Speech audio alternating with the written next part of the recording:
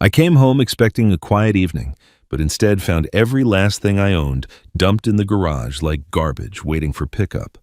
My daughter-in-law stood in the doorway with that smirk she wears when she thinks she has finally won, saying, "You don't live here now, my dad needs the room." For a moment the world went silent, not because I was shocked, but because I had never seen someone so confident in their own cruelty.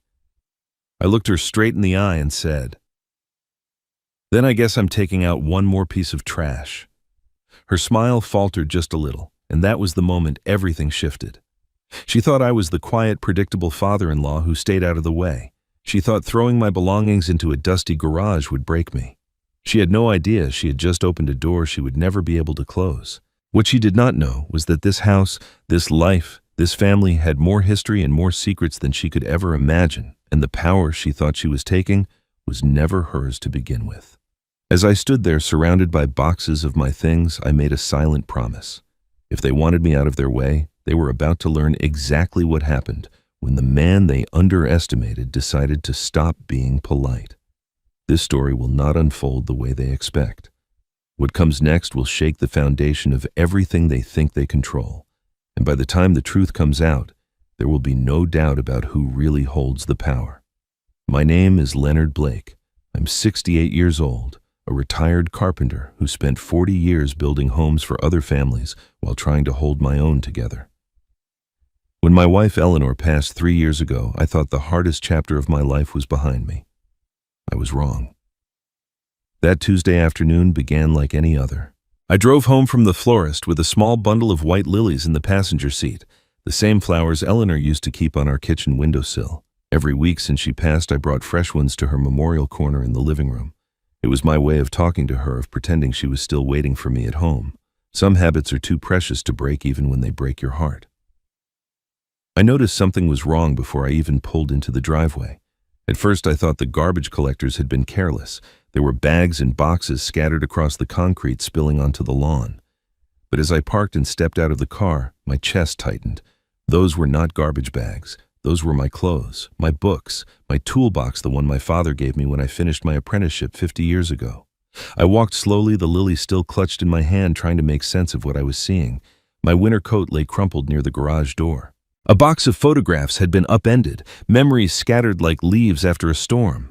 And there, lying broken on the concrete, was Eleanor's rocking chair, the one she sat in every evening while we watched the sunset together, the one I had built for her with my own hands when we were newlyweds. Someone had thrown it out like it meant nothing. I knelt down and touched the splintered wood, my fingers tracing the curve I had sanded smooth decades ago. That was when I saw it. Our wedding photo torn cleanly in half, Eleanor's face separated from mine. 43 years of marriage ripped apart and tossed into a pile of trash bags. The front door opened and Vanessa stepped out onto the porch. My daughter-in-law stood with her arms crossed, her face arranged into an expression I'd seen too many times. It was the look she wore when she had already decided something and was simply waiting for the world to catch up. "This house needs space for people who contribute," she said, her voice flat and final. "The garage is all you deserve now." Behind her, half hidden in the doorway, stood my son Caleb. He was pale, his eyes fixed on the ground, his hands shoved deep into his pockets. He looked like a boy caught in a lie, not a 38-year-old man watching his father be thrown out like yesterday's newspaper. He didn't speak. He did not move. He didn't meet my eyes. I stood up slowly, the torn photograph still in my hand. Something inside me wanted to shout, to demand answers, to remind them both that I had helped buy this house, that I had held Caleb in my arms the day he was born, that I had loved this family with everything I had. But I didn't shout. I didn't beg. Instead, I looked at Vanessa with a calm that surprised even me. I felt it settle over my shoulders like a coat I had forgotten I owned. She expected tears. She expected pleading. She expected me to crumble. "Then I guess I'm taking out one more piece of trash," I said quietly. Her smile faltered. Just for a moment, something flickered behind her eyes.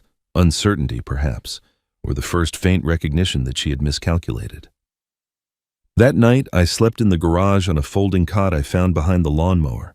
The concrete floor was cold and the smell of motor oil hung in the air. I lay there in the darkness, listening to the house settle, thinking about Eleanor and the life we had built. I thought about Caleb, about the boy he used to be, about the man he had become. Around midnight, I remembered my document box. It was a small metal container where I kept important papers, the deed to my old house insurance documents, my marriage certificate.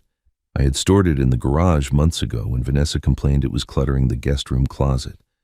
I found the box behind a stack of moving crates. The lock had been forced open. I lifted the lid and felt my stomach drop. Several papers were missing. I did not know which ones yet, but I knew one thing with absolute certainty. Whatever Vanessa was planning, it had already begun. I did not sleep that night. I lay on the cot, staring at the garage ceiling, listening to the wind rattle the aluminum door, thinking about those missing papers. My mind kept circling back to the same question: how did I end up here 3 years ago? I had a home, a wife, a life that made sense. Now I was sleeping on a folding cot in my own son's garage, surrounded by boxes of belongings that had been thrown out like refuse. The answer, I realized, had been building slowly for years. I had simply refused to see it. When Eleanor died, the silence in our old house became unbearable. Every room held her ghost: the kitchen where she hummed while cooking breakfast, the garden where she spent spring mornings talking to her roses, the bedroom where I reached for her in the night and found only cold sheets. After 3 months of wandering through those empty rooms, Caleb called and suggested I move in with his family. "Vanessa thinks it would be good for everyone," he said. "You shouldn't be alone, Dad. I sold the house within 2 months. Looking back, I wonder if that was the first mistake. I gave up my foundation, my independence, my last connection to the life Eleanor and I had built. But at the time, it felt like the right choice. I wanted to be useful again. I wanted to be part of a family. At first, everything seemed fine. I fixed the leaky faucet in the guest bathroom. I repaired the fence in the backyard. I cooked dinner 3 nights a week, recipes Eleanor had taught me over 4 decades. Caleb seemed happy to have me around, and Vanessa smiled and thanked me for my help. I thought I had found my place. But the warmth did not last. Within 6 months, Vanessa's gratitude turned into expectation, and expectation slowly curdled into contempt. She began sighing when I entered the room, as though my presence itself was exhausting. She rolled her eyes when I told stories about my carpentry days, cutting me off mid-sentence to change the subject. She made comments that sounded like jokes, but landed like small knives. "You don't have to act old, Leonard. You just have to try." Gradually, she took control of everything. She decided what we ate for dinner, and my recipes disappeared from the rotation.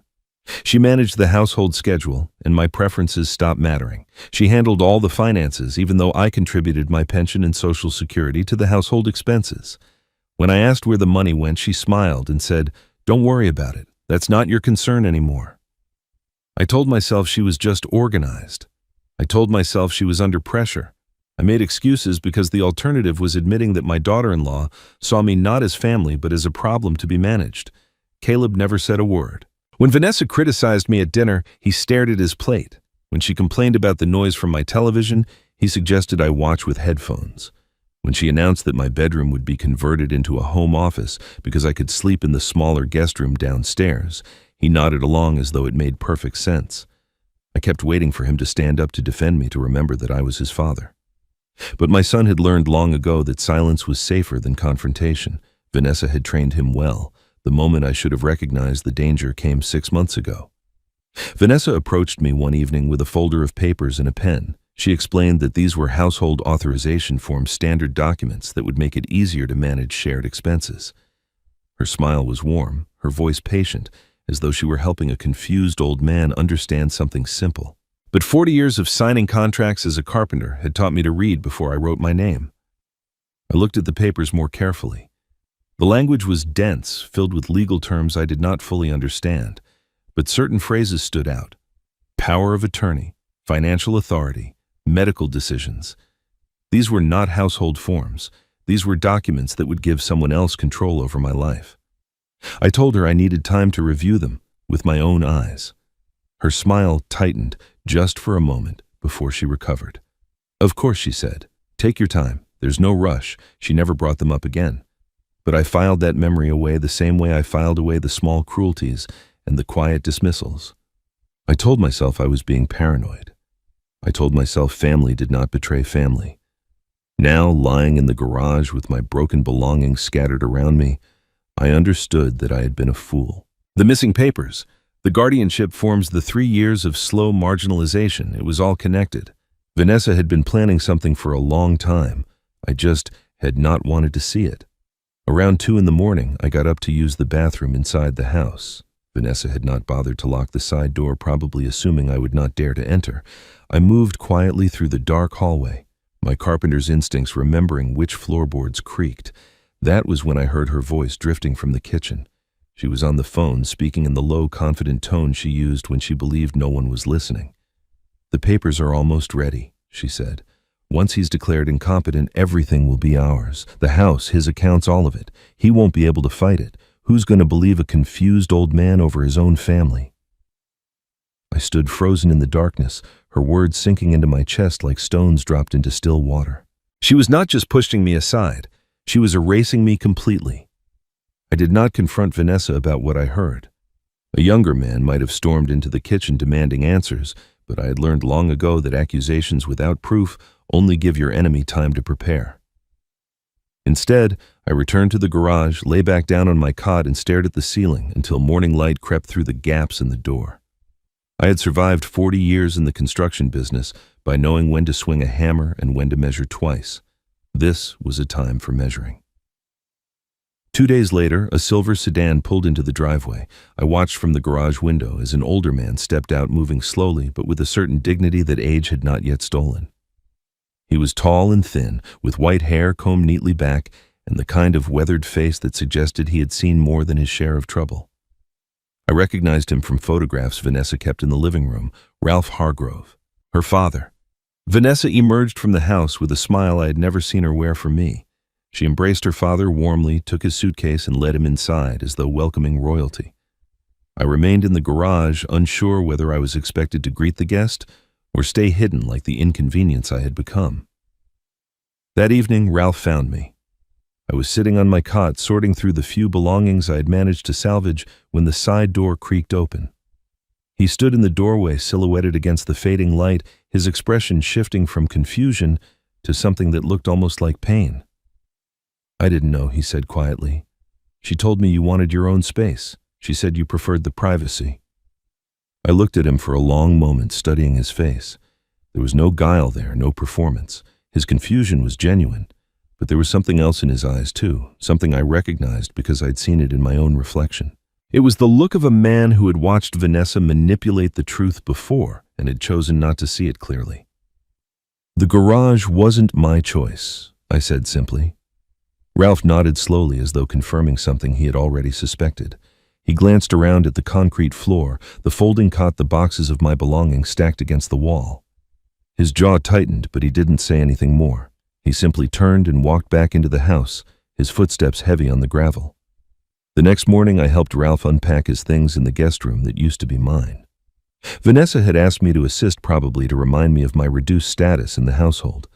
I carried his suitcases upstairs while she supervised from the hallway, her arms crossed her eyes, watching my every movement. While Ralph arranged his clothes in the closet, I noticed him pause. He was staring at something in the small wastebasket near the desk. Without a word, he reached in and pulled out a crumpled piece of paper. When he unfolded it, I saw what it was. My wedding photograph, the one that had been torn in half and thrown away with the rest of my belongings. Someone had retrieved it from the driveway pile and discarded it here, perhaps thinking it would go unnoticed among the household trash. Ralph looked at the photograph for a long moment. I could see Eleanor's face in the image, young and radiant, standing beside a version of me that still believed the world was mostly fair. He said nothing, but he carefully folded the photograph and slipped it into his pocket. I pretended not to notice. That evening after dinner, Ralph came to the garage again. The house was quiet, Vanessa and Caleb having retired to their bedroom. He handed me the photograph without ceremony. "Some things shouldn't be thrown away," he said. "I found it upstairs. I thought you might want it back." I took the photograph and held it, gently smoothing out the creases with my thumb. Eleanor's smile looked up at me, unchanged by time, undimmed by death. I felt my throat tighten, but forced myself to speak. "Thank you," I said. "That was kind of you." Ralph sat down on an old paint bucket, his knees creaking as he lowered himself. He was quiet for a while, staring at the concrete floor as though searching for words buried beneath it. "Vanessa told me you volunteered to move out here," he said finally. "She said you were happy with the new arrangement, said you wanted independence." I let the silence stretch between us. I did not need to respond. My expression said everything. Ralph's face changed. It was subtle, just a slight tightening around the eyes, a small collapse in the set of his shoulders.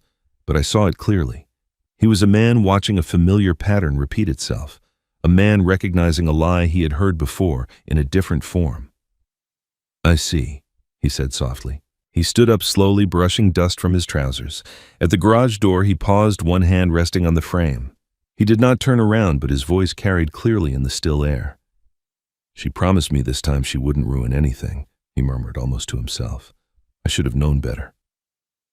Before I could ask what he meant, he was gone, the door clicking shut behind him. I sat alone in the dim light, holding my wedding photograph, turning his words over in my mind like stones in my palm. This time, she promised this time. The words implied there had been other times, other promises, other things that had been ruined.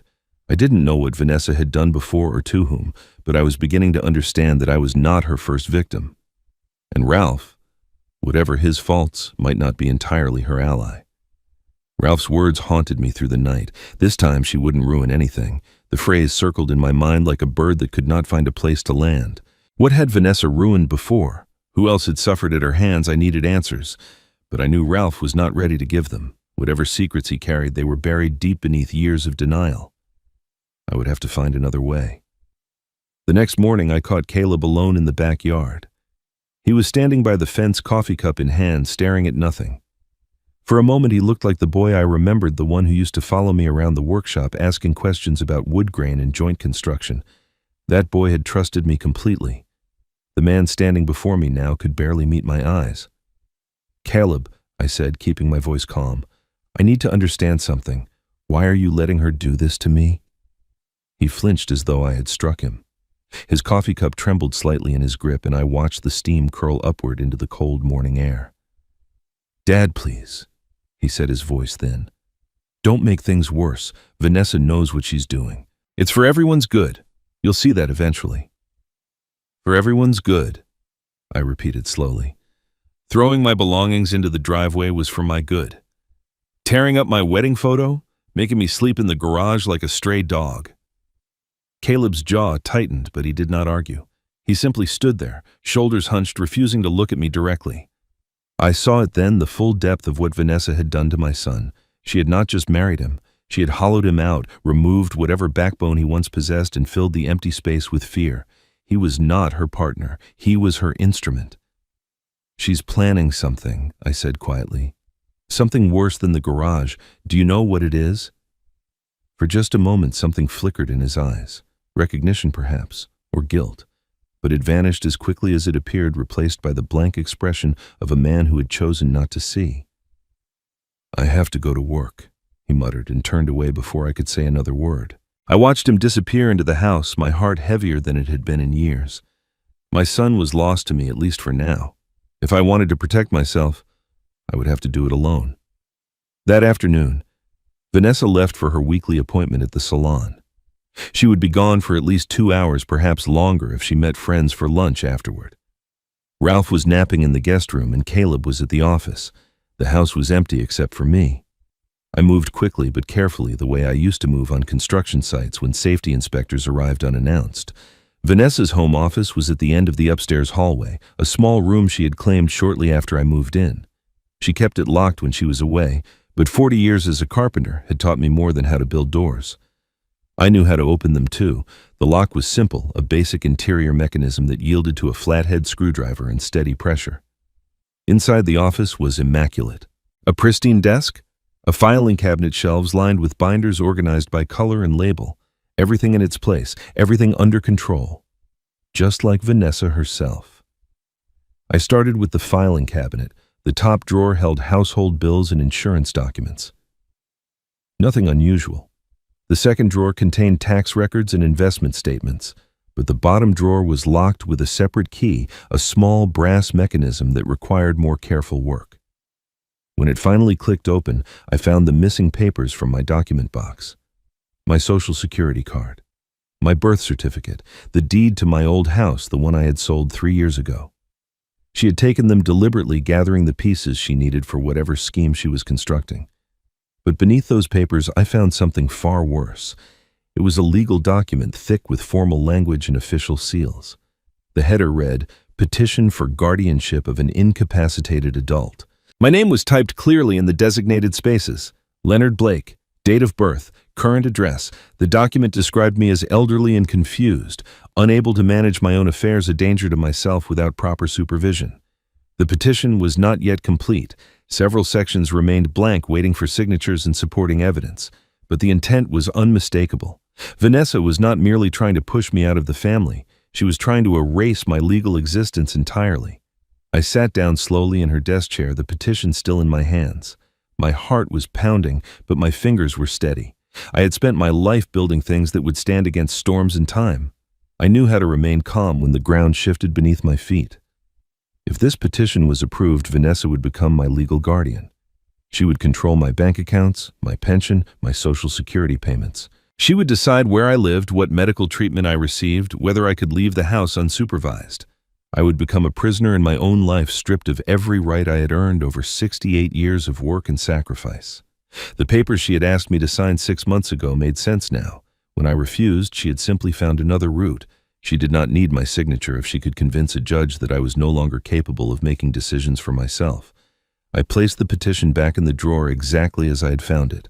I closed the filing cabinet, reset the locks, and left the office as though I had never been there. Vanessa would not know I had discovered her plan. Not yet. In the hallway, I paused by the window and looked out at the garage where I had been exiled. The afternoon sun cast long shadows across the driveway, and somewhere in the distance, a dog barked twice and fell silent. "So that's your plan?" I whispered to the empty house. "Make me disappear." Legally. But I was not going to disappear, not without a fight. The knowledge of Vanessa's plan sat heavy in my chest like a stone I could not dislodge. I went through the motions of the following days, carefully keeping my expression neutral when she passed by, nodding politely at dinner, retreating to the garage each night as though I had accepted my exile. But inside, my mind was turning, constantly searching for a way out of the trap she was building around me. The nights were the hardest. October had arrived with an early chill, and the garage offered little protection against the cold that crept through the walls after sunset. I had one thin blanket, a pillow that smelled of motor oil, and the company of my own thoughts. I lay on the cot each night, staring at the exposed rafters, listening to the house settle into silence, wondering how my life had narrowed to this small concrete room. On the fourth night, I could not sleep at all. I sat up on the edge of the cot and reached for the torn wedding photograph that I kept beneath my pillow. Ralph had returned it to me, and I had smoothed out the creases as best I could, but the tear down the middle remained. Eleanor's face looked up at me, from one half young and radiant, her eyes full of the future we had believed was waiting for us. I remembered the last time I saw her conscious 3 years ago in the hospital room that smelled of antiseptic and fading flowers.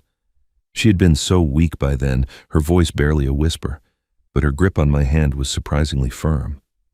She had pulled me close, her lips brushing my ear, and spoken words I had carried with me every day since. "Don't let anyone take your dignity, Leonard. Promise me." I had promised. I had held her hand and sworn that I would stand tall no matter what came.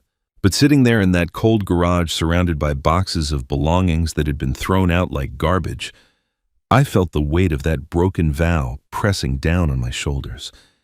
Eleanor had believed in me. She had trusted me to protect myself, and I had let a woman half my age strip away everything I was. "I'm sorry," I whispered to her photograph. "I'm trying. I just don't know how to fight this." The side door creaked open, and I quickly tucked the photograph back under my pillow. I expected Vanessa come to deliver some new humiliation, or perhaps Caleb with another hollow excuse. Instead, I saw a face I barely recognized. Margaret Holloway from next door, a woman I had spoken to perhaps a dozen times over the past 3 years, stood in the doorway holding a covered pot and a folded blanket. She was 65 with silver hair pulled back in a practical bun and sharp eyes that missed nothing. I had always thought of her as pleasant but distant, the kind of neighbor who waved from her driveway but kept to herself. Now she stepped into my garage as though she had every right to be there, her expression a mixture of kindness and barely contained fury. "I saw you out here last week," she said without preamble. I told myself it wasn't my business, but I've been watching that woman parade around like she owns the world, and tonight I decided I was done being polite about it. She set the pot on my workbench and handed me the blanket. It was thick wool, the kind that actually held warmth, and I accepted it gratefully. "It's soup," she continued, nodding toward the pot. "Chicken and vegetables, still hot. You look like you haven't had a proper meal in days." "Mrs. Holloway," I began, but she cut me off with a wave of her hand.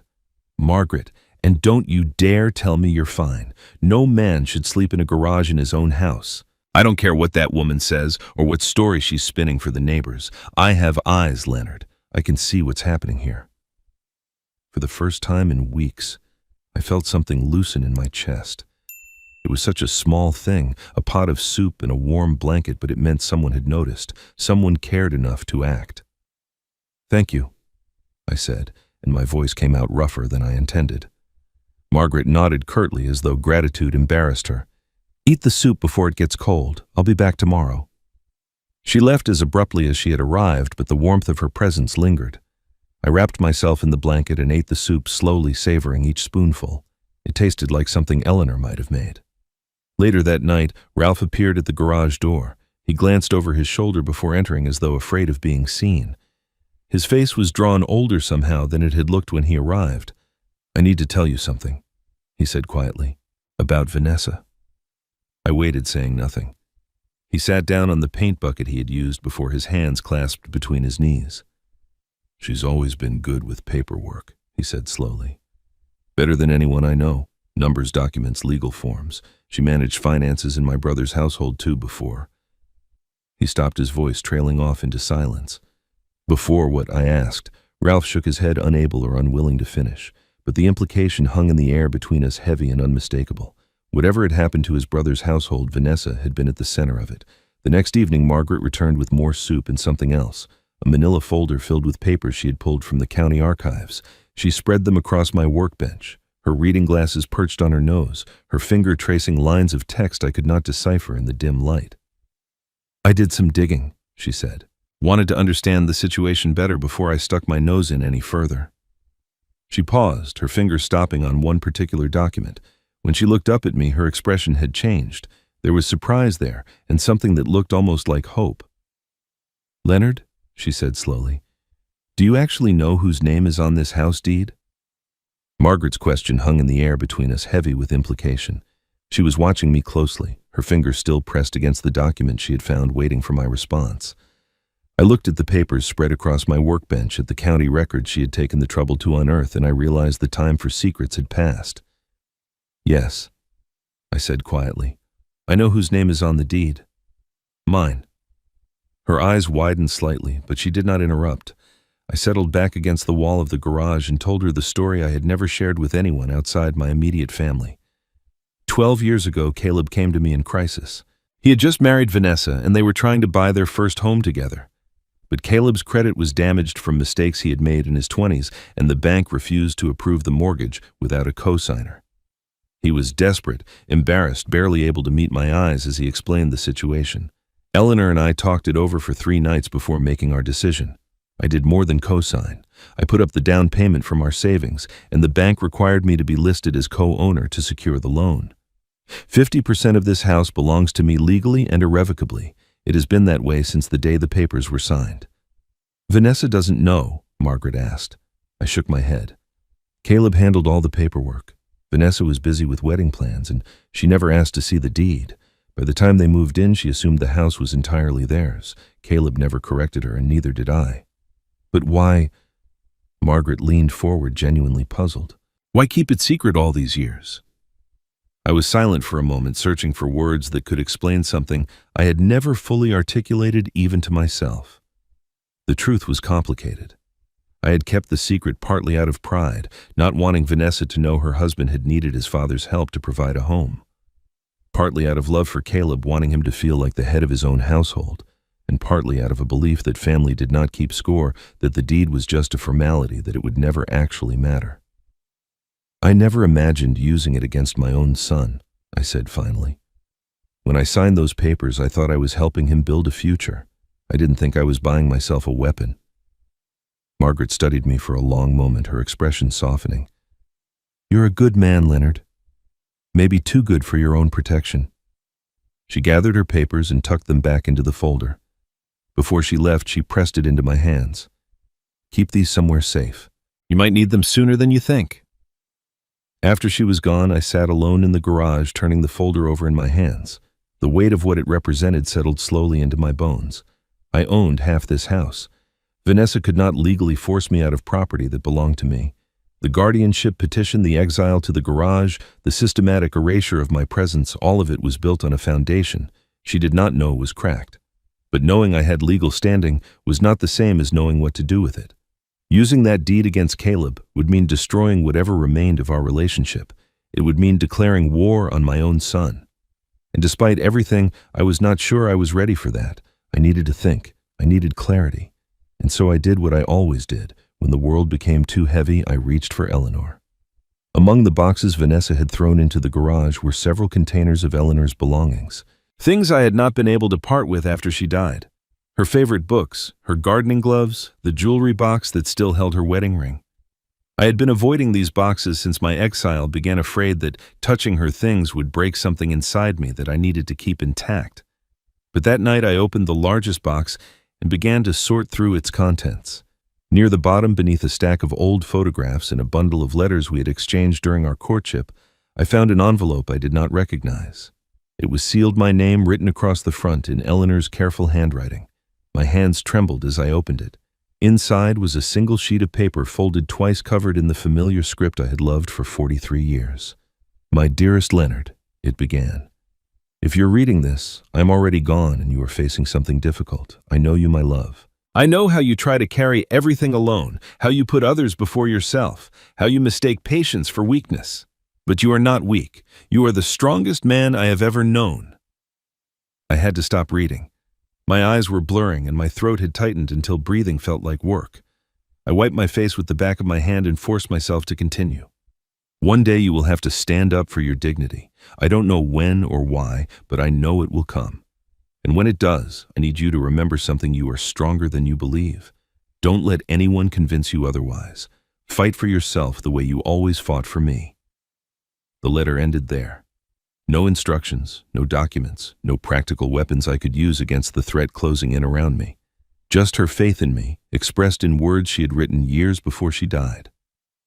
I sat with the letter for a long time, reading and rereading her words until I had memorized every curve of her handwriting.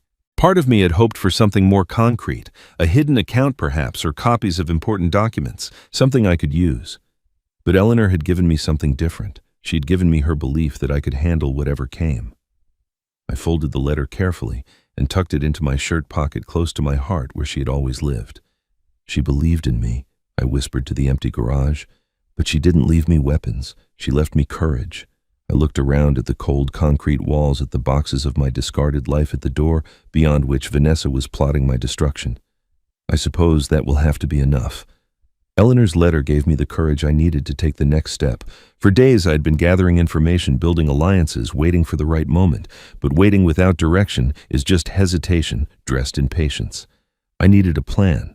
And for that, I needed someone who understood the law better than I ever could. Jonathan Reeves had been Eleanor's attorney for nearly 20 years. He handled our wills, managed the sale of our old house, and guided us through the paperwork when I co-signed Caleb's mortgage. He was semi-retired now, working only a few hours each week from a small office downtown, but his mind was still sharp as a carpenter's chisel. More importantly, he was one of the few people left in this world who remembered me as I used to be before grief and manipulation had worn me down to a shadow. I called him on a Tuesday morning and asked if he had time to meet. His voice warmed immediately when he recognized me. "Leonard Blake," he said. "It's been too long. Come by this afternoon. I'll clear my schedule." His office was exactly as I remembered it, cramped and cluttered with files that seemed to multiply like rabbits. Jonathan himself had aged in the 3 years since Eleanor's funeral, his hair now completely white, his movements slower and more deliberate. But his eyes still held that keen intelligence that had made him one of the best estate lawyers in the county. He listened without interrupting as I told him everything. The garage exile, the torn photograph, the guardianship petition hidden in Vanessa's desk, the co-ownership that she did not know existed. I held nothing back, laying out the full scope of what had been done to me and what I feared was still to come. When I finished, Jonathan sat back in his chair and removed his glasses, polishing them slowly with a cloth from his desk drawer. It was a habit I recognized from years ago, something he did when he was processing difficult information. "This is worse than I imagined," he said finally. "Elder abuse, financial manipulation, attempted guardianship fraud. If even half of what you're describing is accurate, Vanessa has exposed herself to serious legal consequences." "I'm not looking for consequences," I said. "I'm looking for protection." Jonathan nodded, replacing his glasses. "Let's talk about your position. The co-ownership is solid. You're on the deed. You contributed the down payment, and there's a clear paper trail. No court in this state would force you out of property you legally own. The guardianship petition is more concerning, but it's also deeply flawed. You're clearly competent. You're articulate, organized, and you've just laid out a complex situation with perfect clarity. Any judge who meets you for 5 minutes will see that petition for what it is, a fabrication." He paused, studying me with the careful attention of a man who had spent decades reading between lines. "But here's what I don't understand, Leonard.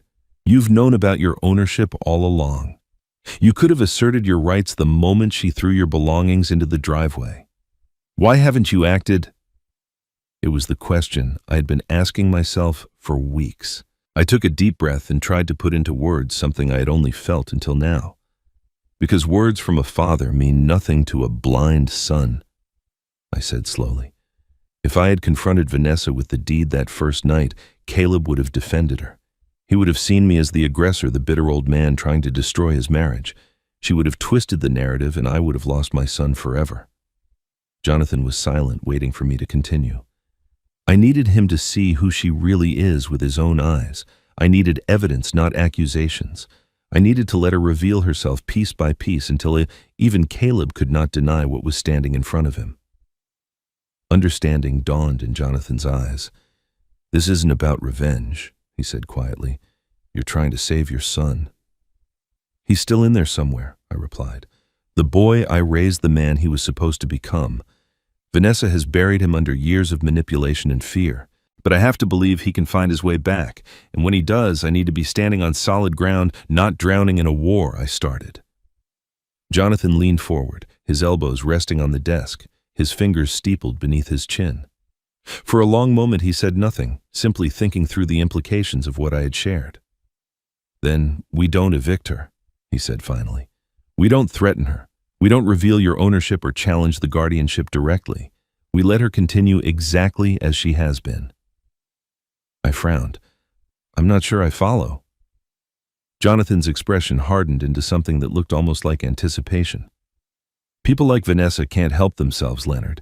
They push until they overreach. They lie until the lies contradict each other. They manipulate until the manipulation becomes visible.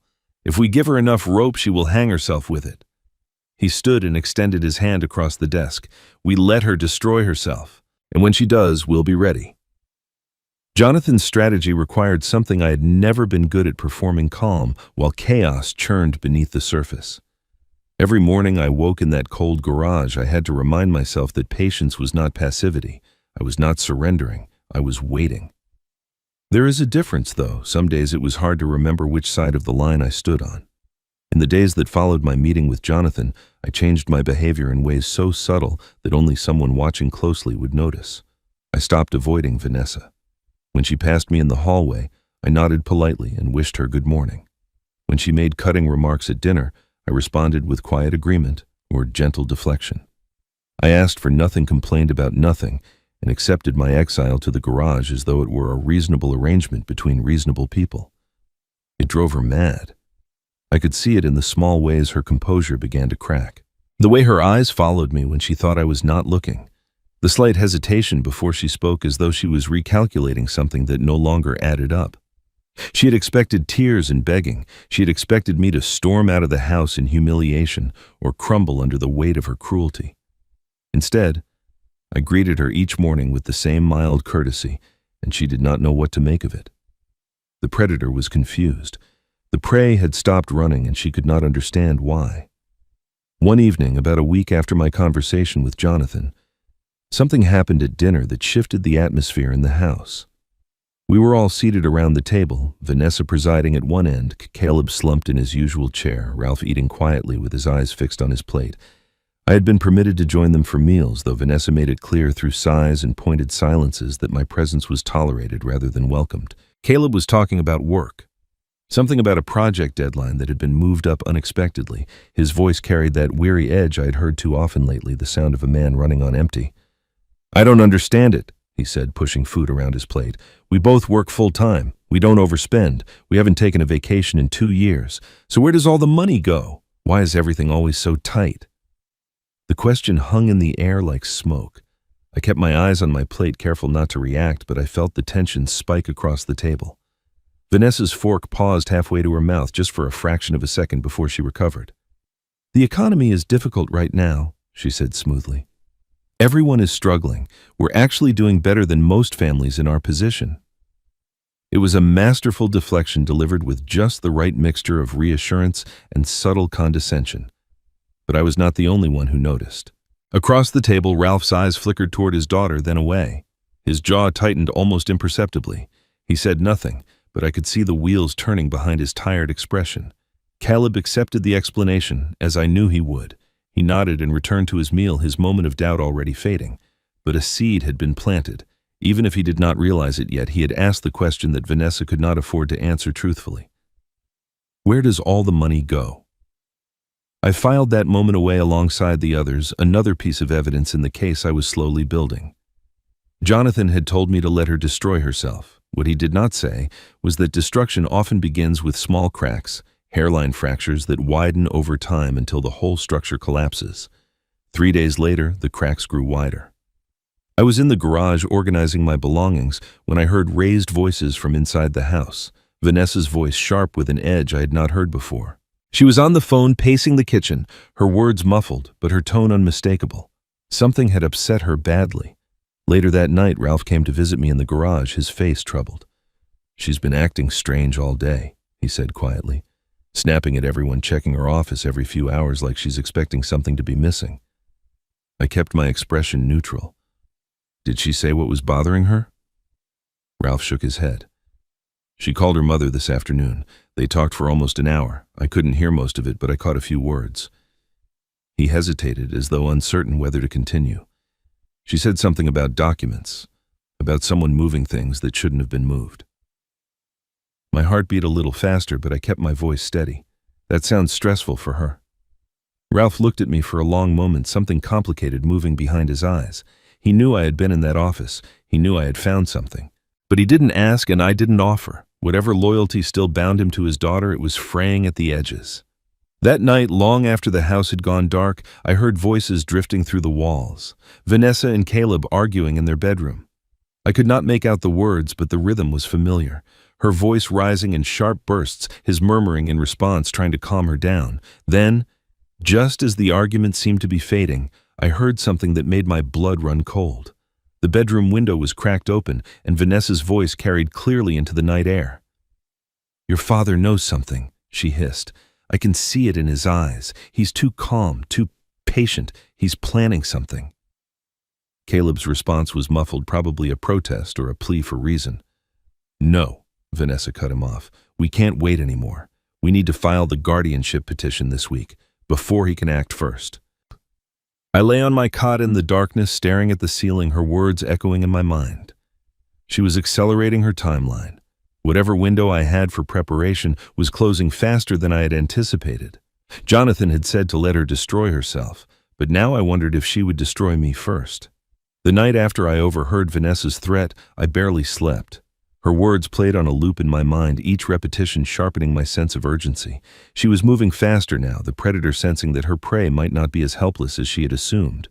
I needed to act, but I could not afford to act rashly. One wrong step and everything Jonathan and I had planned would collapse. The next evening, Ralph came to the garage, but this time something was different. He did not knock or call out a greeting. He simply appeared in the doorway, his face drawn and pale, his hands trembling slightly as he closed the door behind him. He looked like a man who had been carrying a weight for years and had finally decided to set it down regardless of the cost. "I need to tell you something," he said, his voice barely above a whisper. "Something I should have told you the day I arrived."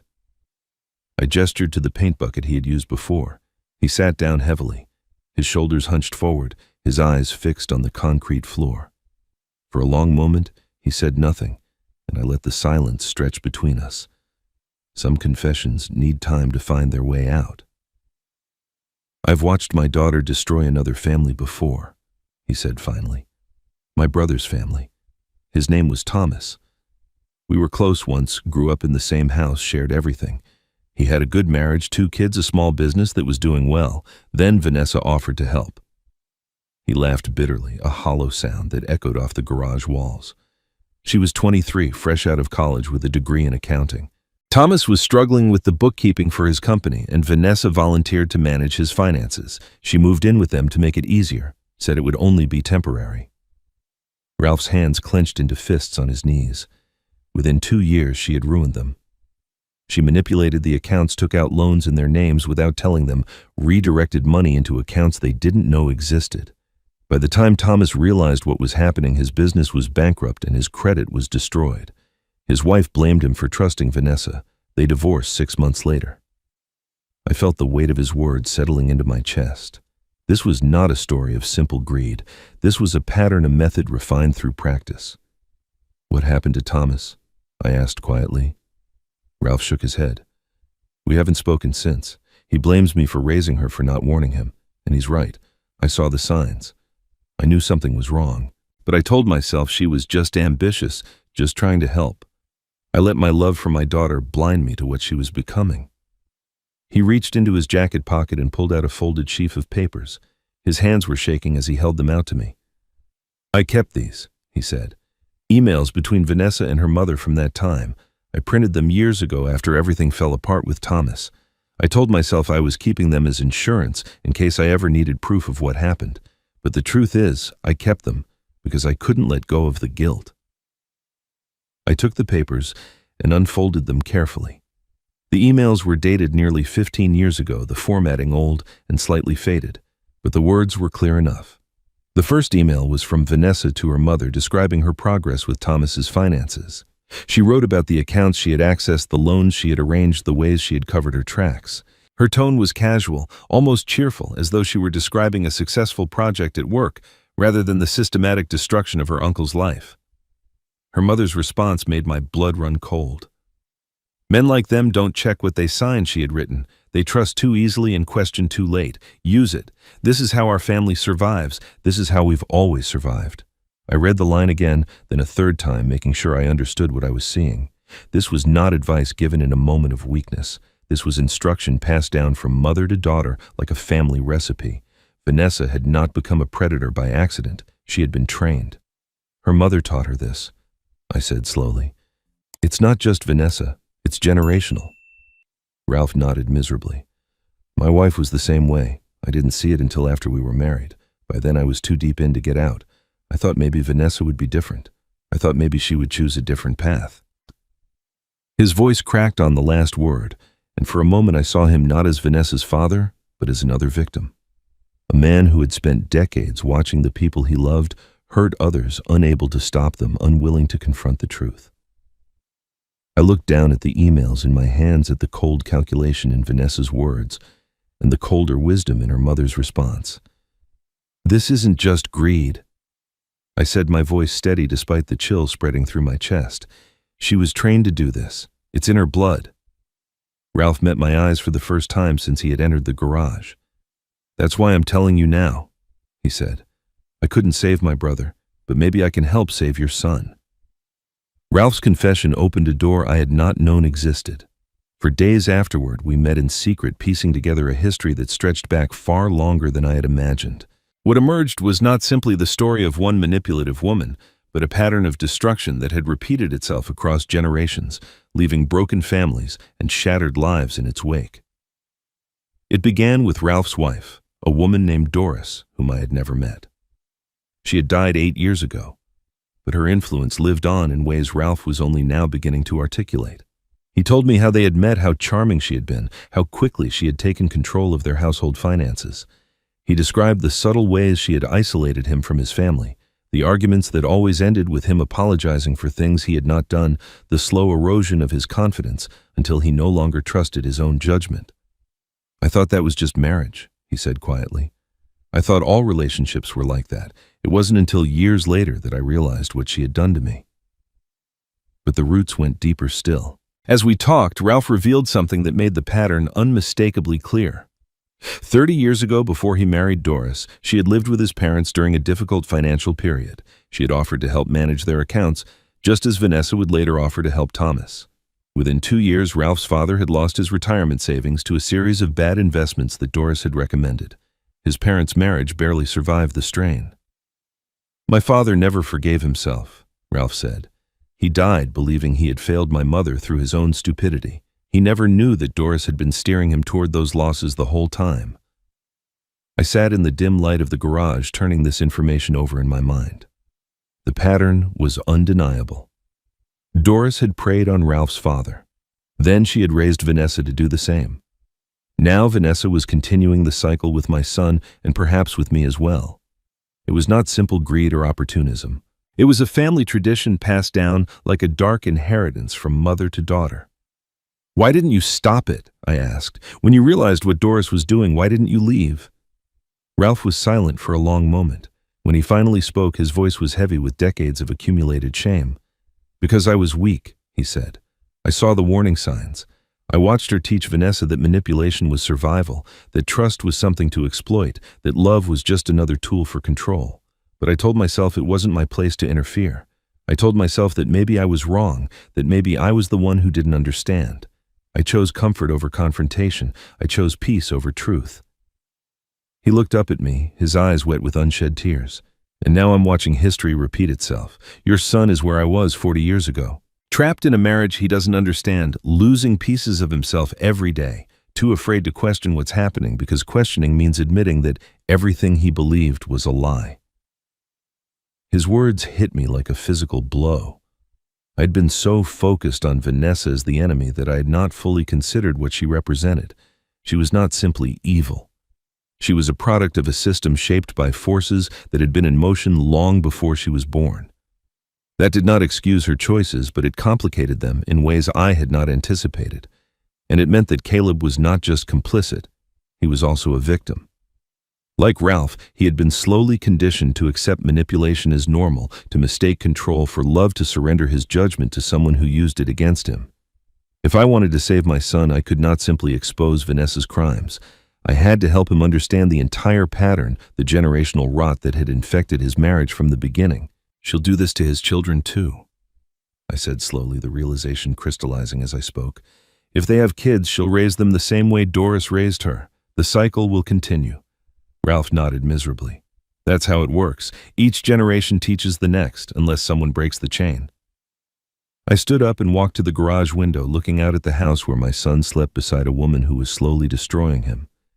The anger I felt was still there, burning in my chest, but it had transformed into something colder and more focused. This was no longer just about protecting myself or reclaiming my dignity. This was about stopping a cycle that had been repeating for decades. "We don't just expose her actions," I said, my voice steady. "We expose the pattern, all of it. The mother, the grandmother, the history. Caleb needs to see the full picture."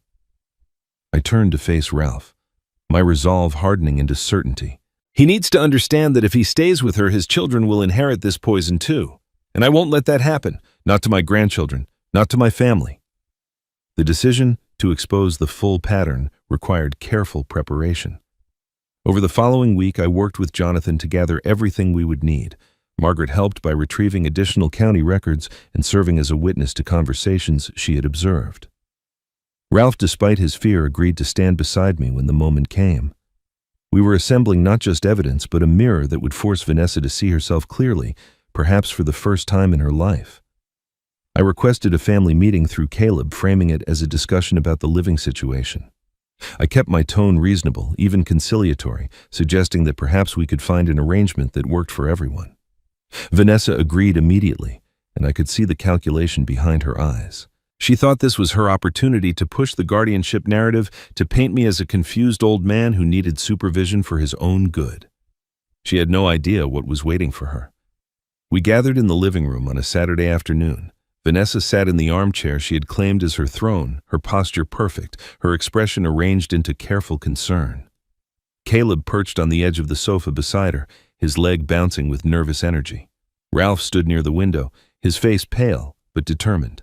Margaret sat quietly in a corner chair, her presence explained as a concerned neighbor who wanted to help mediate. Jonathan arrived last, his briefcase in hand, introduced simply as an old family friend with legal experience. Vanessa's eyes narrowed slightly when she saw Jonathan, but she did not object. She was confident, I realized. She believed she had already won. "Thank you all for coming," I began, keeping my voice calm and measured. "I know there have been tensions in this household. I thought it might help if we addressed them openly with witnesses present to keep things civil." Vanessa nodded graciously. "I think that's wise, Leonard. We all want what's best for you." I let the condescension pass without reaction. Instead, I reached into the folder beside my chair and withdrew the first piece of evidence. Before we discuss the future, I think it's important to establish some facts about the present. I placed a photograph on the coffee table. It was a still image from the camera I had installed in the common area, perfectly legal as a co-owner of the property. The image showed Vanessa standing over me in the kitchen, her face contorted with anger, her finger jabbing toward my chest. "This was taken 3 weeks ago," I said. "The audio recording that accompanies it includes you calling me a worthless burden who should have died instead of Eleanor." Vanessa's composure flickered. "That's taken out of context." I was frustrated. "You can't possibly—" I placed a second photograph on the table, then a third. Each one captured a moment of verbal abuse, a snapshot of the cruelty she had hidden behind closed doors. "Context," I said quietly, "is exactly what I'm providing." Before she could respond, I withdrew the guardianship petition from my folder. Her face went white when she recognized it. "This document was hidden in your office," I continued. "It describes me as mentally incompetent and requests that you be granted control over my finances, my medical decisions, and my living arrangements. It was prepared without any medical evaluation, without my knowledge, and without any legal basis." Jonathan leaned forward. "For the record, filing a guardianship petition without proper medical documentation constitutes fraud. If this had been submitted to the court, it would have exposed Mrs. Blake to serious legal consequences." Vanessa's voice rose sharply. "That was for his protection. He's been confused lately, forgetting things, wandering around the house at night. I was trying to help him." "I have statements from 3 neighbors," Margaret said calmly, "confirming that Leonard has shown no signs of confusion or mental decline. I also have records of our conversations over the past month in which he has been articulate, organized, and completely aware of his circumstances." The room fell silent. Vanessa looked from face to face, searching for an ally, finding none. Even Caleb was staring at her with an expression I had not seen before. Doubt. I placed the final piece of evidence on the table. The emails between Vanessa and her mother, printed and dated, their contents damning beyond any possible explanation. "These emails document a pattern of financial manipulation that stretches back over a decade," I said. "They include instructions from your mother on how to exploit people who trust too easily. They describe what you did to Ralph's brother Thomas, and they reveal that this is not the first time you have destroyed a family from the inside." Vanessa snatched up the papers, scanning them frantically. "These are fake," she said, her voice rising toward hysteria. "Someone fabricated these to frame me." Ralph stepped forward from his position by the window. His voice was quiet but steady. "I printed those emails myself, Vanessa, 15 years ago after what you did to Thomas. I've kept them ever since." She turned on her father with fury in her eyes. "You're lying. You've always been against me. You never supported me, never believed in me." "I believed in you too much," Ralph said sadly. "That was my mistake." Vanessa whirled back toward the room, her composure completely shattered. She pointed at me, at Margaret, at Jonathan, accusations tumbling over each other in a torrent of desperate deflection. The guardianship was for my own good. The emails were misunderstood. The cameras were an invasion of privacy. Everyone was conspiring against her. The more she talked, the more her lies contradicted each other. The more she defended herself, the more clearly her guilt emerged. I watched my son's face as he listened to his wife unravel, watched the terrible recognition dawn in his eyes as the woman he had married became a stranger before him. Finally, Caleb spoke. His voice was barely above a whisper, but it cut through Vanessa's tirade like a blade. "The loans," he said. His face was white as paper, his hands trembling in his lap. "The ones you took out in my name. The ones you said were for our future." Vanessa froze. "Where did that money really go, Vanessa?" Caleb's question hung in the air like a blade suspended above all our heads. The room had gone utterly still. Even the house itself seemed to hold its breath, waiting for Vanessa's response. I watched her face cycle through a dozen expressions in the space of a heartbeat. Shock calculation, fear, and finally something that looked almost like relief. The relief of someone who no longer has to pretend. "You want to know where the money went?" Her voice was different now, stripped of the careful modulation she usually employed. Raw and sharp like a wound that had finally been lanced. It went to keeping this family afloat. It went to covering the gaps that you couldn't fill because you were too weak to ask for a raise, too passive to demand what you were worth. Caleb recoiled as though she had struck him. "Vanessa, I don't understand." "Of course you don't understand," she spat. "You've never understood anything. I've been managing everything for years. The bills, the investments, the planning for our future. And what thanks do I get? Accusations, suspicion. My own father siding with a senile old man who should have been put in a home months ago." She whirled toward me, her finger jabbing in my direction. "This is your doing. You poisoned them against me. You've been scheming since the day I moved you into that garage, waiting for a chance to destroy everything I've built." "Everything you've built?" I kept my voice level, refusing to match her fury. "I built half this house, Vanessa, literally. My name is on the deed." Her face went slack for just a moment before the rage flooded back. "That's impossible. Caleb told me—" "Caleb didn't know the details," I said calmly. "When he needed help buying this property 12 years ago, I co-signed the mortgage and provided the down payment. I've been a legal co-owner this entire time. You've been trying to throw me out of my own house." The revelation landed like a physical blow. Vanessa staggered slightly, her hand reaching for the armchair to steady herself, but she recovered quickly, pivoting toward her father with venom in her eyes. "And you," she hissed. Standing there pretending to be righteous. Where was this courage when I was growing up? Where was this moral backbone when Mother was teaching me how to survive in a world that gives women nothing unless they take it? Ralph flinched, but he didn't look away. "Your mother was wrong, Vanessa, and I was wrong for letting her teach you those things." "You were weak," Vanessa snarled. "You've always been weak. You let her walk all over you, and then you blamed her for your own failures. At least she had the strength to take what she needed. At least she wasn't a coward." The words seemed to strike Ralph somewhere deep. I watched something shift in his expression, a hardening that I had not seen before. When he spoke again, his voice carried a weight that silenced even Vanessa's fury. "You're right," he said quietly. "I was weak.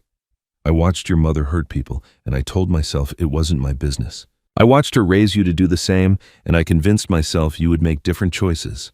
I failed you, Vanessa. I failed you by never teaching you that what she did was wrong." He stepped forward, and for the first time Vanessa seemed uncertain. She had expected him to crumble, to retreat into apologies and excuses as he always had. Instead, he stood before her with a clarity that decades of denial had finally burned away. "But I won't fail this family," he continued. "What you're doing is wrong. The manipulation, the fraud, the cruelty, it's wrong. And I won't be your excuse anymore. I won't let you blame your choices on me or on your mother or on anyone else. This ends here." He turned and walked toward the front door. Vanessa called after him, her voice cracking with something that might have been desperation. "Dad, wait. You can't just leave. After everything I've done for you." Ralph paused at the threshold, his hand resting on the doorframe. He did not turn around. "Goodbye, Vanessa," he said softly. And then he was gone. The silence that followed was absolute. Vanessa stood in the center of the room, her chest heaving, her carefully constructed world collapsing around her. She looked at Caleb, perhaps hoping to find some remnant of loyalty, but my son would not meet her eyes. He sat motionless on the sofa, his face a mask of devastation. In the days that followed, the neighborhood began to whisper. Margaret had friends throughout the community, women who had observed Vanessa's behavior over the years and kept their concerns to themselves. Now those concerns found voice. Stories emerged of cutting remarks at community gatherings of charity events where Vanessa had taken credit for others' work of small cruelties witnessed through windows and over fences. The social standing she had cultivated so carefully began to crumble, each whispered conversation eroding another piece of the facade she had built. Vanessa retreated into the house, refusing to answer the door or return phone calls. Caleb moved through the rooms like a ghost, avoiding both his wife and me, processing the wreckage of everything he had believed about his marriage. 3 days after the family meeting, Jonathan called me with news. His voice was carefully neutral, the tone he used when delivering information he knew would change everything. "Leonard, I need you at my office tomorrow morning, early." "What is it?" I asked. There was a pause, and I heard papers shuffling on his end of the line. "My investigators have been looking into Caleb's financial records following the trail of those loans Vanessa mentioned. They found something unexpected." His voice grew grimmer. "There's a property. A house in another state purchased 2 years ago. The mortgage is in Caleb's name, but he's never seen it." My grip tightened on the phone. "Who owns it?" "The deed is registered to Vanessa's mother," Jonathan said. "Leonard, this is bigger than we thought. I'll explain everything tomorrow." Jonathan's office felt smaller than I remembered, the walls pressing in, as though the room itself understood the weight of what was about to be revealed. I arrived early the next morning, but Caleb was already there, sitting in one of the leather chairs across from Jonathan's desk. He looked like he had not slept in days, his eyes hollow, his shoulders hunched forward in a posture of defeat. When I entered, he glanced up briefly but said nothing. Whatever words existed between us would have to wait until we understood the full scope of what his wife had done. Jonathan closed the door behind me and took his seat. On his desk lay a stack of documents, each one flagged with colored tabs, organized with the meticulous precision I had come to expect from him. He did not waste time with pleasantries. "What I'm about to show you is the result of 2 weeks of investigation," he began. "I hired a forensic accountant to trace the loans that were taken out in Caleb's name. What we found is significantly worse than we initially suspected." He slid the first document across the desk. It was a loan agreement dated 3 years ago bearing Caleb's signature at the bottom. The amount was $50,000. "Do you remember signing this?" Jonathan asked. Caleb leaned forward, squinting at the document. His face went pale. It looks like my signature, but I don't remember this specific loan. Vanessa handled all the paperwork. She said it was routine stuff, refinancing documents, household authorizations. There are 4 more just like it," Jonathan said quietly. He spread the remaining loan agreements across the desk, each one bearing Caleb's signature, each one for a different amount. 50,000, 35,000, 60,000, 55,000. The total climbed higher with each page until the final number sat between us like an accusation. $200,000, Jonathan said. "All borrowed against your credit, your income, and in some cases your share of the house equity. All signed with what appears to be your hand, though I suspect you never read what you were signing." Caleb's hands were shaking. "She told me it was just paperwork, normal stuff that needed both signatures. I trusted her." "That trust was weaponized," Jonathan replied. "Vanessa obtained your signature on documents you didn't understand, then used those signatures to secure loans you never knew existed. That's fraud, Caleb. Criminal fraud." I watched my son absorb this information, watched the color drain from his face as the implications settled into his bones. But Jonathan was not finished. "The money from these loans didn't go into your household accounts," he continued. "It didn't pay for renovations or investments or anything you would have seen. My investigator traced the funds through a series of transfers designed to obscure their destination. They ended up in an account belonging to Vanessa's mother." He placed another document on the desk. This one was a property deed registered in another state showing a modest house purchased 2 years ago. The buyer was listed as Doris Hargrove. The mortgage payments, traced back through the labyrinth of transfers, came from the loans taken out in Caleb's name. "Vanessa has been funneling your family's assets to her mother for years," Jonathan said. "The house you're living in, the life you thought you were building, she's been hollowing it out from the inside, sending everything of value to a woman who taught her exactly how to do it." The silence that followed was devastating. I looked at my son and saw a man whose entire understanding of his marriage had just been demolished. Every financial struggle, every tight month, every conversation where Vanessa had assured him that money was simply difficult right now. All of it had been a lie. She had not been managing their finances, she had been draining them. "This is what she did to Ralph's brother," I said quietly. "The same pattern. She moves into a household, takes control of the money, and slowly transfers everything to accounts her family controls. By the time anyone realizes what's happening, there's nothing left." Caleb looked up at me, his eyes wet. "Why didn't you tell me sooner? Why didn't anyone warn me?" The question cut deeper than he could have known. I had asked myself the same thing 1,000 times over the past weeks. Why had I stayed silent for so long? Why had I let my fear of confrontation override my duty to protect my son? Because I didn't have proof. I said honestly. And because you wouldn't have believed me. You would have defended her the way you always did. You would have seen me as the enemy, not her. I had to wait until you could see the truth for yourself. Caleb buried his face in his hands. His shoulders shook, though, whether from grief or rage, I could not tell. Perhaps both. Perhaps neither. Perhaps he was simply overwhelmed by the magnitude of the betrayal, by the realization that the woman he had loved, the woman he had chosen over his own father, had never seen him as a partner at all. He was not her husband. He was her harvest. A crop to be cultivated and consumed, just as his Uncle Thomas had been, just as Ralph's father had been before that. Vanessa had married him not for love, but for access. Everything she had ever said, every moment of apparent tenderness had been part of a long con designed to extract maximum value before moving on. When Caleb finally lifted his head, his expression had changed.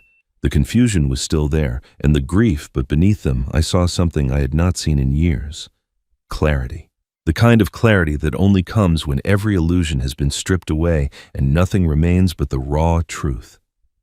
He looked at me, his voice barely above a whisper, and spoke the words I had been waiting years to hear. "Dad," he said, "what do I do now?" The question my son asked hung between us like a bridge waiting to be crossed. What do I do now? It was the question of a man who had lost his footing, who had watched the ground he thought was solid crumble into nothing beneath his feet. I had waited years to hear him ask it, and now that the moment had arrived, I found that all the speeches I had rehearsed in my mind dissolved into something far simpler. Jonathan quietly excused himself, gathering his papers and stepping into the hallway to give us privacy. The door clicked shut, and suddenly it was just the two of us, father and son, alone for the first time in longer than I could remember. "I didn't do any of this to punish her," I said, keeping my voice gentle. "I did it so you could see clearly. What you do next is your choice, Caleb. It always has been." He stared at me, his eyes searching my face for something, accusation perhaps, or the righteous anger of a father who had been vindicated. But I had no interest in being right. I had only ever wanted my son back. "How can you say that?" His voice cracked. "After everything I let her do to you, after I watched her throw your belongings into the driveway, tear up your wedding photo, make you sleep in the garage like you were nothing, I stood there, Dad. I stood there and did nothing." "I know. I knew something was wrong." The words came faster now, tumbling out as though a dam had broken somewhere inside him. "I knew it for years. The way she talked to you, the way she controlled everything, the way she made me feel like I was crazy for questioning anything. But I was afraid. I was so afraid of what would happen if I confronted her, if I admitted that my marriage was built on lies. So I stayed quiet. I let her hurt you because I was too much of a coward to face the truth." He was crying now, tears streaming down his face, his shoulders heaving with the force of years of suppressed guilt. I watched my son fall apart in that small office, and I felt something shift in my chest. Not satisfaction, not vindication, just an overwhelming tenderness for this broken man who had once been a boy I had carried on my shoulders. I stood and crossed the distance between us. Caleb looked up startled as I reached down and pulled him into an embrace. He resisted for just a moment, stiffening in surprise, and then he collapsed against me, his arms wrapping around my back, his face buried in my shoulder. I held him the way I had not held him since he was a child, when the monsters lived in closets and could be chased away with a nightlight and a father's reassurance. "Fear doesn't make you weak," I said quietly, my hand resting on the back of his head. "Every man feels fear. Every man faces moments when the truth is too heavy to carry alone. What matters is what you do with that fear. Choosing to stay afraid, choosing to let it paralyze you, that's what makes a man small. But you're not small, Caleb. You never were. You just forgot how to stand up. He pulled back, wiping his face with the heel of his hand, looking at me with an expression I had not seen in years. It was the look of a son who had finally found his father again. "What do we do now?" he asked again. But this time the question carried a different weight. It was not the plea of a lost man. It was the question of a partner ready to act. "We take back what's ours," I said, "together." Jonathan returned shortly after, and we spent the next hour working through the legal options. As co-owners of the property, Caleb and I had the right to request that any non-owner vacate the premises. Vanessa had no legal claim to the house. She had never been on the deed, never contributed to the mortgage in any documented way. Her presence in our home existed entirely at our discretion, and that discretion had reached its end. Jonathan prepared the formal notice, a document requesting that Vanessa leave the property within 30 days. It was not an eviction in the traditional sense. She was not a tenant, and we were not landlords.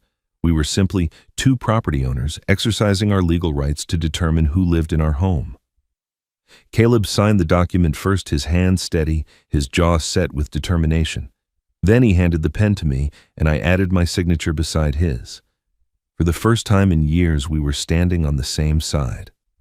"I'll have this delivered tomorrow," Jonathan said, filing the document in his briefcase. "She'll have 30 days to find alternative arrangements. If she refuses to leave, we can pursue legal remedies, but I don't think it will come to that. People like Vanessa prefer to cut their losses and move on to the next opportunity." We thanked him and left the office together, walking side by side through the parking lot toward our cars. The afternoon sun was warm on my face, and I realized that for the first time in months, I didn't feel the weight of dread pressing down on my shoulders. The battle was not over, but I was no longer fighting it alone. We drove home in separate cars, arriving within minutes of each other. As we walked up the driveway, I noticed that the front door was already open. Vanessa stood in the doorway, her silhouette framed against the dim interior of the house. She must have seen us pull in. She must have known something had changed. "Well," she said, her voice cold enough to frost glass. "The prodigal father and his newly enlightened son. Did you enjoy your little meeting with the lawyer?" Caleb stepped forward, the notice clutched in his hand. "Vanessa, we need to talk." She laughed, a sharp sound without humor. "Talk? After everything you've done, after you conspired with him to destroy our marriage." "You destroyed our marriage," Caleb said quietly. "I just finally opened my eyes." Vanessa's expression shifted, the mask of contempt sliding away to reveal something harder beneath. She looked at the document in his hand, at the signatures we had placed side by side, and her lips curved into a smile that made my blood run cold. "If I lose everything," she said slowly, "so will you, both of you." Vanessa's threat echoed in the air between us, sharp and venomous. Caleb stood frozen beside me, the notice still clutched in his hand, his newfound resolve wavering in the face of his wife's fury. I could see the old fear creeping back into his eyes, the conditioned response to her anger that years of manipulation had carved into his bones. He needed to be away from her. He needed space to remember who he had chosen to become. "Caleb," I said quietly, "why don't you give us a moment? There are things I need to say to her alone." He hesitated, looking between us, torn between his instinct to protect me and his desperate need to escape the woman who had controlled him for so long. I nodded reassuringly, and after a moment he retreated into the house, his footsteps fading down the hallway toward the back rooms. Vanessa watched him go, her lips curling with contempt. "Running away, that's all he's ever been good at." "He's not running," I said. "He's finally walking toward something instead of away from it." She turned her full attention to me, and I saw the rage building behind her eyes. This was the Vanessa who had hidden behind charm and calculation for years, the predator who had been exposed and cornered. There was nothing left to lose, and that made her dangerous. "You think you've won?" she hissed. "You think you've outsmarted me, turned my own husband against me, destroyed everything I've built? But you're nothing, Leonard. You're a pathetic old man who couldn't even hold on to his own house without hiding behind legal technicalities." I let her words wash over me without reaction. I had heard worse from her, and I had survived it all. "You pretended to be weak," she continued, her voice rising. "You shuffled around like a confused old fool, letting me think I had you under control. But you were scheming the whole time, weren't you? Manipulating everyone, waiting for the perfect moment to strike." I met her gaze steadily, and when I spoke, my voice carried no anger. only a quiet certainty that seemed to unsettle her more than any shout could have. "I've known about my ownership for 12 years, I said. "Since the day I signed the mortgage papers with Caleb, I knew exactly what rights I had, exactly what power I held. When you threw my belongings into the driveway, when you made me sleep in that garage, I could have stopped you at any moment." Her expression flickered with confusion. "Then why didn't you?" "Because I needed Caleb to see who you really are. Not through my words, not through my accusations, but through your own actions. If I had confronted you that first night, he would have defended you. He would have chosen you over me the way he always had. I needed him to witness the truth for himself without my interference." Vanessa stared at me, something shifting behind her eyes. "You planned all of this?" I shook my head slowly. "No. Planning is what you do. The guardianship petition, the fraudulent loans, the years of manipulation, that's planning. What I did was different. I waited, I watched. I let the truth surface on its own timeline. There's a difference between revenge and patience, Vanessa. You've never understood that." She opened her mouth to respond, but no words came. For the first time since I had known her, Vanessa Blake had nothing to say. I stepped closer, close enough to see the fear beginning to bloom beneath her anger. She had spent her entire life controlling others, bending them to her will through charm or cruelty. She had never encountered someone who simply refused to be moved. "I don't hate you," I said quietly. "I thought I would. After everything you've done, I expected to feel rage or satisfaction or some kind of triumph, but I don't. What I feel is pity." Her jaw tightened. "I don't need your pity." "You were taught that love is weakness," I continued as though she had not spoken. "Your mother raised you to believe that control is safety, that trust is something to exploit, that the only way to survive is to take from others before they can take from you, and you learned those lessons well. You've controlled everything around you for years." I gestured at the empty hallway at the house that had become a battlefield, at the wreckage of the life she had built on lies. "But look around, Vanessa. You've controlled everything, and you've lost everything. Your husband, your father, your home, your future. That's not my doing. That's yours. The life you built was always going to collapse because it was built on a foundation of sand. I just stopped pretending to hold it up." She had no response. The rage had drained from her face, replaced by something hollow and defeated. I turned away, walking toward the kitchen where Caleb was waiting, leaving her standing alone in the doorway of a house that would never be hers. A knock at the front door stopped us both. Vanessa opened it reflexively, and two uniformed officers stood on the porch, their expressions professionally neutral. "Vanessa Blake?" the first officer asked. She nodded, confusion and alarm warring on her face. He extended a manila envelope. "You've been served. Your husband has filed a civil lawsuit for financial fraud, identity theft, and unauthorized use of personal credit. You'll find the details inside." The envelope hung in the air between them. Vanessa took it with trembling hands, her face draining of color as the full weight of consequence finally arrived at her door. The days following Vanessa's departure passed in a strange kind of quiet. She left within a week of being served, packing her belongings into a rental car and driving away without a word to anyone. Caleb watched from the window as she pulled out of the driveway for the last time, his expression unreadable. I stood beside him but said nothing. Some endings do not require commentary. They simply are. The lawsuit moved forward through the proper channels, Jonathan, guiding us through each step with the calm precision I had come to rely on. Vanessa's mother was named as a co-defendant, the property she had purchased with stolen money, now subject to seizure and sale. The legal system, for all its slowness, was grinding toward justice, but I found that I thought about it less and less as the weeks passed. The battle was over. What remained was the work of rebuilding. 3 weeks after Vanessa left, Jonathan called me to his office. His voice on the phone carried a weight I did not recognize, something between solemnity and anticipation. When I arrived, he was standing by his window looking out at the street below, a manila envelope resting on his desk. "Sit down, Leonard," he said. "There's something I've been holding for a long time, something I was instructed to give you only when the moment was right." I lowered myself into the familiar leather chair, my eyes fixed on the envelope. It was old, the edges slightly worn, my name written across the front in handwriting I would have recognized anywhere. Eleanor's handwriting. "Your wife gave this to me years ago," Jonathan said quietly. before she passed. She made me promise to give it to you only when you had already stood up on your own. She said you would know when the time was right. He paused, his voice softening. I think this is that time. My hands trembled as I took the envelope. The seal had never been broken. Whatever Eleanor had left for me had waited patiently through all the years of grief, through the slow erosion of my dignity, through the long journey back to myself. It had waited because she had known I would need it only after I had found my own strength.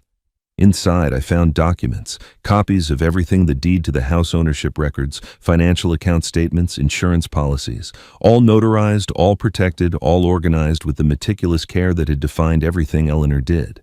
She had prepared a complete legal backup of our entire lives together, a fortress of paper that would have protected me against any assault. Beneath the documents lay a single sheet of paper covered in her familiar script. My dearest Leonard, she had written.